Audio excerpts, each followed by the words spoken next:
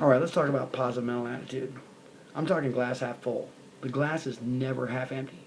There's always half of it full, right? There's always something there. Never looking at things in terms of negativity. Never. Always try to find a positive way to look at it.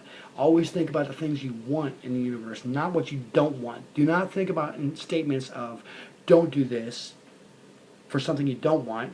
Think in terms of do this for something you want, and always be thinking in a positive plane. Okay? I want you to think to yourself every day that people like me and they want to do business with me. Right? I want you to expect a check. Right? You've got to have that mentality. You've got to expect it. You've got to go out there every time you go to an adjustment with the expectation that the adjuster's going to buy the roof. You've got to go in there every time you go into a kitchen table, because really, once you do this inspection, you want to go and ask him to let you sit at the kitchen table. That's very key, because most people don't sign over $10,000 or $20,000 deals standing on their porch. Right? So after you do the inspection, you ask him if you can come in and sit down at the table. Sit down at the kitchen table so you can show them some pictures and go over some things and do your presentation, right? Get yourself in their house, sit at their table, maybe get a cup of coffee, make some friends with them, let them talk about themselves, ask them about themselves, get friendly with them so they feel comfortable about handing over a $10,000 or $20,000 project to you, okay? It's very important. What did I start this video out at? Assuming, basically. You've got to have confidence, okay? You've got to just expect that every time you do something, everything you touch is going to turn to gold, all right? You've got to expect that everything is just going to work out and money is going to be there and people are going to agree with you, right? And people are going to see what you see and people are going to like you, right? You've got to have this kind of self-talk. It's very, very important. You go out there with a negative attitude, you go out there and you're all grim Gus and in a bad mood and everything else, then that's going to transfer over to your homeowners, your customers. It's going to transfer over to the adjusters.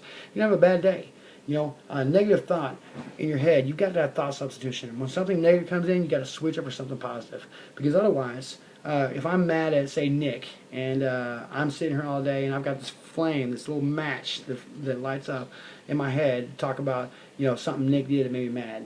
And so now everything that's coming into my head is just feeding into that flame, and it's all just turned into negativity, and this big roaring fire of negativity. And now maybe in my head I'm thinking, bad vibes to Nick, bad vibes to Nick, and I'm thinking that over and over in my head, and I'm trying to send him across town to him and just really make his day bad, right? What did that do? That made my day bad. The whole day. All I could think about was how Nick pissed me off and how everything that's happened since then has been a result of Nick pissing me off, and now I'm just pissed and my whole day sucks, and now I just hope his day sucks, and so all I can think about is all the bad stuff I wish would happen to him.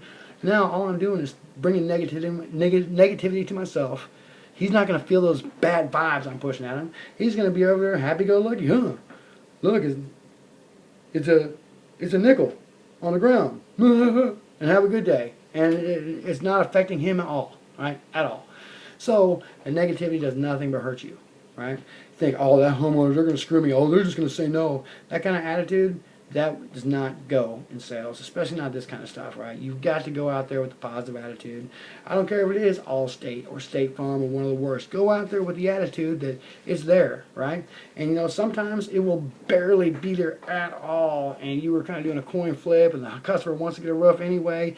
You might get 2 or 3 slopes covered. You know, I had one where he covered the left and the right slopes, and there were some dormers sticking out on the front. The back slope didn't have anything like that, but he repaired a little bit on the back because of skylight stuff.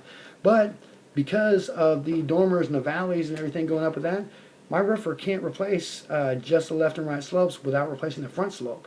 So I got probably like 10 or 15 squares added on to my project just because of that. He has to add it because there's no way to do it. And so sometimes just getting a little bit approved ends up getting a lot approved, right?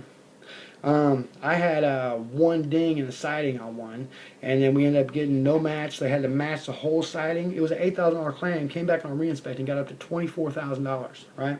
I mean, sometimes just a little things can make huge, huge difference, right? So, anyway, that's it.